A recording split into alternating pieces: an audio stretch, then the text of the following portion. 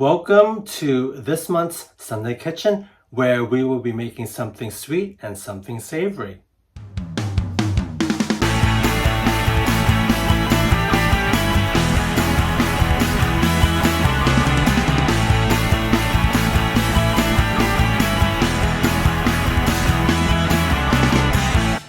I will be making a cherry chocolate mousse inspired by Jamie Oliver's Feasts for a Fiver.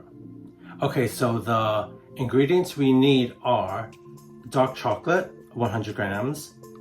Also, we would be needing 3 eggs, cherries, and creme fraiche. So first things first, I am going to take a knife and do some chocolate scrapings to put on top of the mousse.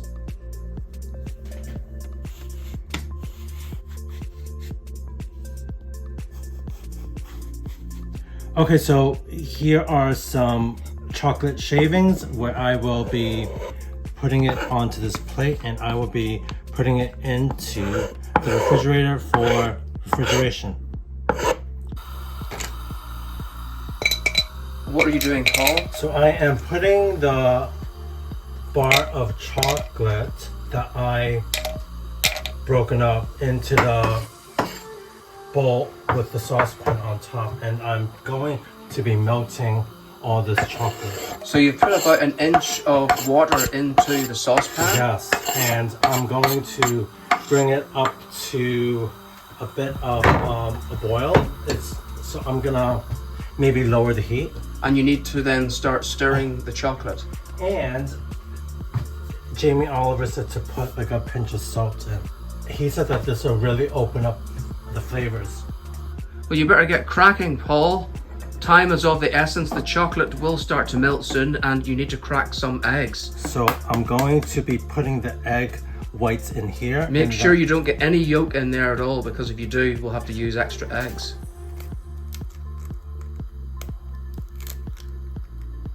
Well done, that one is not broken. Let's hope that the other two work as well.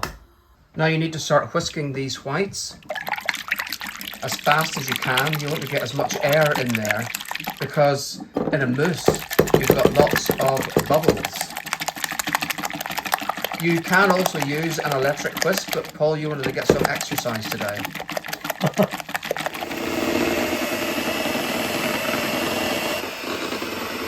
What's all this, Paul? Your arm got too sore? I think that I would have been whisking for ages. So I think this would be like a better alternative.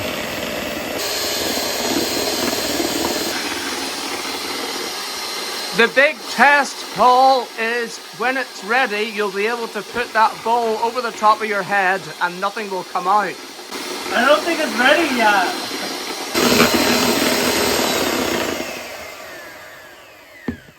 Alright, well, you're not just going to like hang it over the top of your head for like 30 seconds. It's literally like a split second. A split second? Okay. Okay, that's enough. That's enough. Don't risk any more. Oh yeah, look at that. Okay. You forgot to add the 2 tablespoons of sugar that are supposed to go in here, so you're going to have to give it an extra whisk, which is fine. Should I just... Yeah, go in. One at a time. Yeah.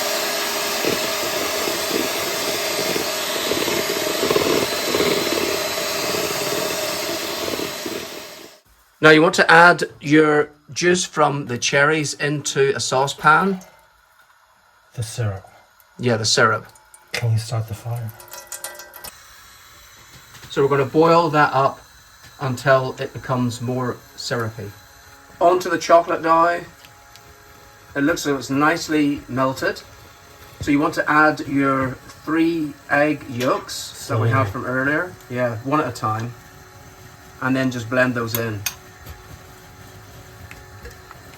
Yeah, add the next one because it's all crystallizing. Stir it up.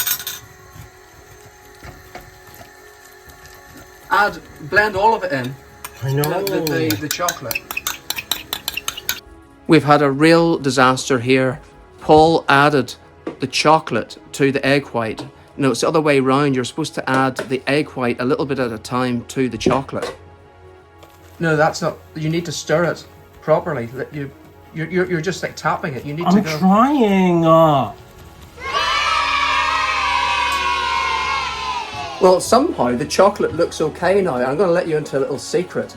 On all those cookery shows that you watch where there are contestants, like members of the public, when something goes wrong, they have members of the production crew will come in and they'll help you out. I know that because it did happen. Not on Ready Steady Cook. No. They didn't do it on there. But I was on a game show many years ago called The Heat Is On. And it was 2 pairs of contestants against 1 professional chef. And I'm not going to name the professional chef who was on the show, but he completely lost it because myself and the guy I was on with, we won and beat him and the other couple. But during moments when whichever pair of contestants went on screen, members of the production crew came in and actually helped out. So we have managed to get a professional chef in, and it has been saved. In the meantime, Paul has added the cherries now to the sauce, or the syrup, and they are heating up. Okay, I am adding some of these cherries to each of the bowls. There are 4 glasses, so you get 4 portions, so you're going to use 75% of the cherries at this point. Now the whole point of this, Paul, was to keep it airy. That's why you needed the professional chef to come in and whip it up, because you were just like tapping it. So evenly divide the chocolate into these 4 glasses. This is a very decadent dessert, so it doesn't really matter if they're filled to the brim, because just think of the sweetness each portion is going to give anyway. These go into the fridge for 2 hours. Here comes the savory bit. I am going to be making butternut squash soup with carrots. So I have 4 carrots, small carrots, and this butternut squash. It's quite big. So it is going to be enough to make for a nice lunch or a dinner. So let's chop this up. You need to put some welly into this. Be careful with that knife, Paul.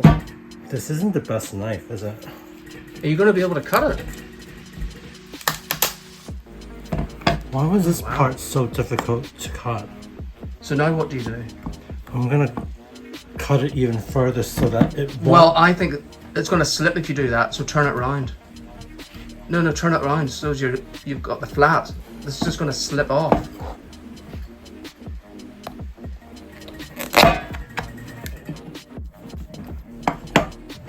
So I'm going to be taking out the seeds. So you just use your hands for this? Yeah, because I don't think the spoon would do a good job at it. So let's just keep it simple. So as long as the seeds are out, it's okay. Oh, there's a seed still there, look. 1 or 2 isn't bad. We don't want seeds in our soup. Well, I'm going to be blending it with a hand blender later. So then you need to do the same with all the other remaining parts of this butternut squash.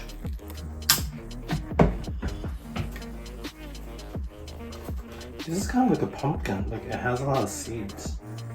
So I have cut off the ends of the carrots and I'm going to be putting it into this oven tray. So I first cut the butternut squash into half and then a half again, and then I cut them half again.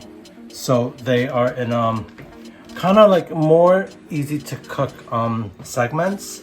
So I'm going to be putting some olive oil in here, and then I'm going to be putting it into the oven, in which case it will be roasting on 200 degrees, and I reckon it will probably take over an hour to do, so maybe an hour and 20 minutes.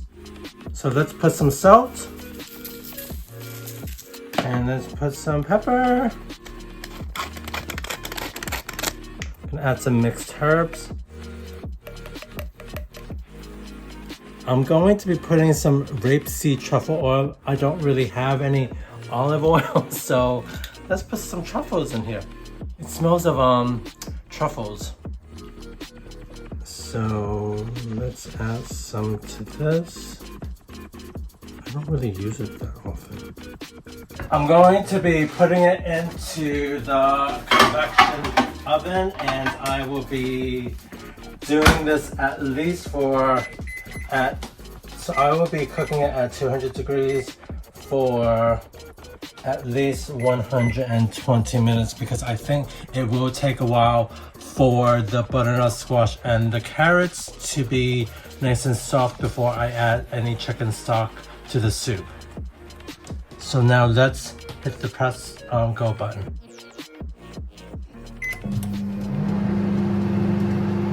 What are you doing, Paul? I put 2 of these stock pots in, and then that will equate to 1 liter because each stock pot is equal to 500 mils. So I boiled 1 liter. So I'm gonna fill it. And in the meantime, our butternut squash and carrots have been cooked for 1 hour and 20 minutes. Yes, they have. Okay, so why don't I whisk this up to, so I am whisking it up to dissolve it into the hot water. And then do you scoop out the butternut squash And the carrot. So, are you going to be blending this then? Ah, right. Because I thought, isn't it going to be lumpy otherwise? So I got this, I don't know where I got it from actually, but I don't really use it that often. I do use it to make soups, but I haven't really made soups like this for quite a long time.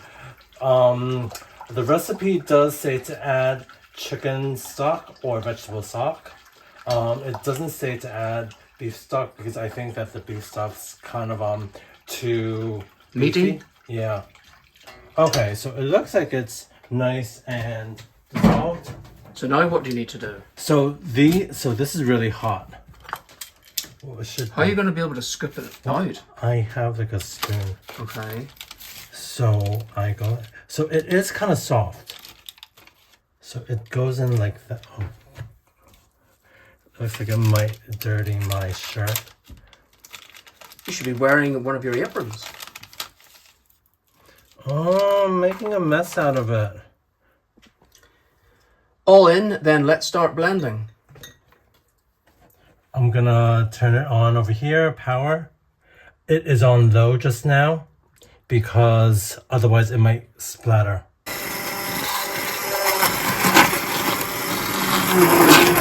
I think we need a bigger saucepan. So we've got one. Voila. Okay, so I'm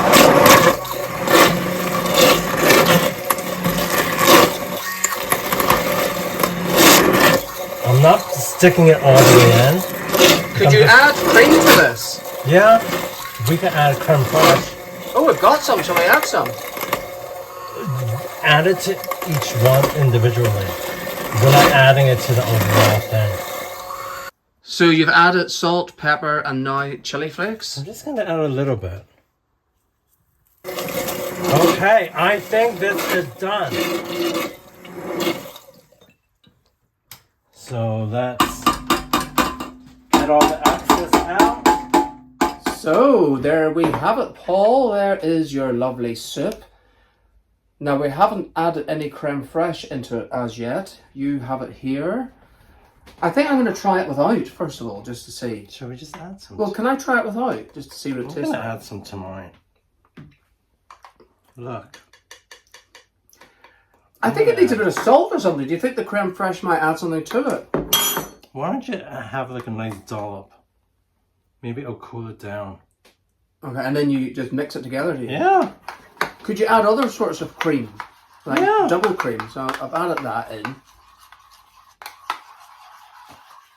Let's see. Oh, that's very creamy now. Very creamy. I'm not sure if I prefer it with or without. What do you think?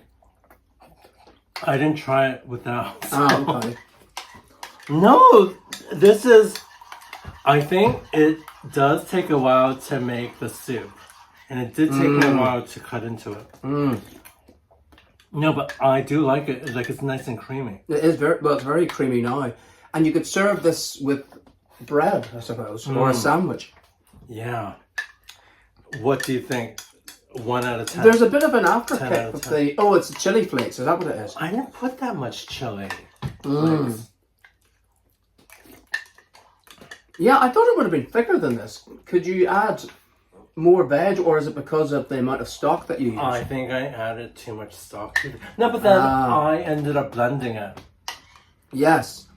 But Do you you want even it wanted to chopped? add more stock to it, you said. I'm glad I didn't. Yes. Do you know how we could make it thicker? We could like add some like more carrots or potato to it and like blend it in, and then it should be thicker that way. Or any other types of chunky veg. Root even. veg. Yeah. Like maybe I do like it because look, I finished it nearly. I've only got Already? about 3 spoonfuls left. Of course, as I said, it would go nice with bits of bread or a sandwich even. So out of 10, how would you rate this? I'll give it a 7, Paul. Sorry. Well, it's a 10 from me. Okay. But what I was going to say was, I do like this. I haven't had it for ages. you could serve it with bread or a sandwich, but wouldn't it be much better if it was followed by a very sweet dessert? Whatever did you have in mind? Well, I don't know. So it's been exactly 2 hours since we put the chocolate mousse into the fridge, and we brought it out, and you are going to be adding, here it is here, Paul, I didn't get to see it. Look. Go in. Yeah. So you are adding some of the cherries and the syrup. Now we've got 4 of those, so having said that, we're only going to eat 2, so maybe we should just use all of this now. Let's just use all of it. Yeah. Well, look at that. Paul has added the cherries into the mousse, but there is more to come. Now, we used the creme fraiche in the soup, but we actually bought it because it's going in here. It should have gone first. No, you add a... No, you just add a bit on the top. So why don't you take a spoonful there and add it into the top. And then we've also got these lovely chocolate flakes that have been in the fridge for 2 hours as well. So can you add some chocolate flakes to it, Paul? Okay. There we go. Now, I think we need smaller spoons Do we? to dig into that. Shall we put the rest of this? Yeah. Use it all up. The other 2 that we've got in the fridge, we're going to save those because I don't think we're going to eat 2 each. You never know. Okay. No more. Now, shall we tuck into this? Okay. We've got a nice bit of cherry, the syrup, the chocolate on top, and the creme fraiche. Oh, be careful. The stones in the cherry. Oh no. Sorry, you didn't do that. Yeah, just be careful. Right, okay. Let's go into the chocolate. Maybe it's a little thicker than what we would have liked. It is thicker. Be very careful with those stones in them. Could have lost the filling there. We must say that it was really, really difficult to find these cherries and syrup because we checked so many supermarkets. We checked Tesco, Sainsbury's, M&S. Couldn't find cherries and syrup anywhere.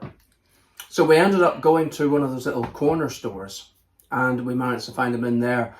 They were quite expensive. It was £2.99. so we did spend more than the fiver that Jamie How much was the offered. chocolate? I think it was like $1.70. Now the thing is, I wonder was he talking about each portion costing a fiver? No. That's a bit more like it. So if the cherries were £3, let's say, the chocolate was £1.70. So that's £4.70. The creme fraiche was What, 130? So that's £6. What else did we have? There was something else in it, wasn't there, Paul? The chocolate, the cherries, the creme fraiche. No, that was it. Oh, the eggs. Eggs. 3 eggs. So the eggs were not that expensive. Let's say 20p an egg. So that's 60p. So £6.60. So there you go. But just beware if there are stones in the cherries. Very, very easily have lost a filling there. I don't think this was particularly easy to do.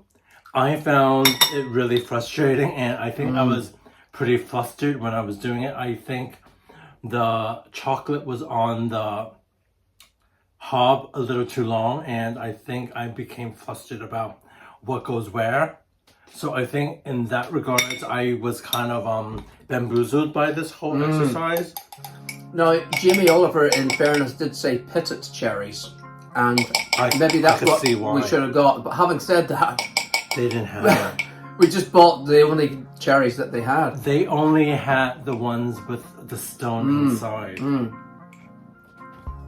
Anyway, it is very, very tasty.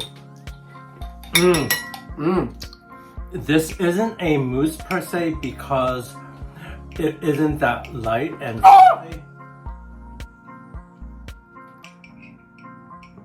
Uh-oh. What'd you do?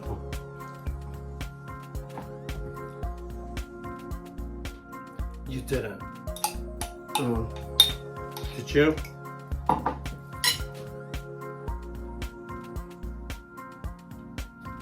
You didn't bite into it, did you? I did. But didn't you know not to?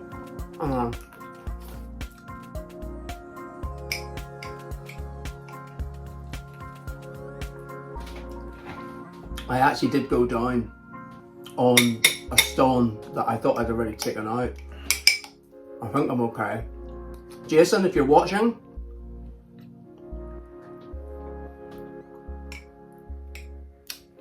that's my dentist, by the way. I'm having a good old feel around here. Oh, I think I got away with it. Dangerous work, this, isn't it? So out of 10, how about we rate this? I think I know what I did. I think I went down on the gun. It feels, yeah. Well, I've got a space. Well, I'd give it a 10 out of 10 for taste, but I'm afraid the stones, I just wasn't even thinking that there were stones in them. We should have maybe read the instructions on the label a little bit better. But the thing is, those cherries were so difficult to find. Yes. Yeah. Anyway, we hope that you have enjoyed today's sweet and savoury delights. I think my teeth have just about survived. Ooh, yes. Yeah. Have you got any ideas that you would like to see us cooking here on Sunday Kitchen? Let us know in the comments. Yes, please. And we'll see you next time if my teeth survive. Bye-bye. Bye. Oh, yum. I think I'm going to brush just in case.